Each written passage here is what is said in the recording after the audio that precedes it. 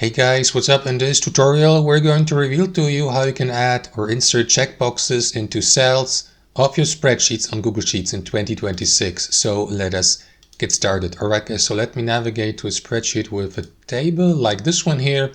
So for the sake of the tutorial, let us add a checkbox to this cell here. So what you want to do is select it with your left mouse, click into insert here at the top, and from that menu guys simply select checkbox. And there you go, now the checkbox has been added. Now if I click off and click into that checkbox, I will be given the option to check it like a checkbox. And if you click into it again, the checkbox will be unselected.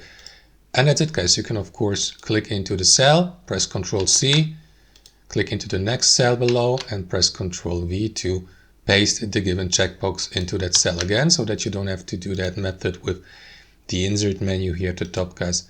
And that's how it works. Thanks for watching and have a fantastic day.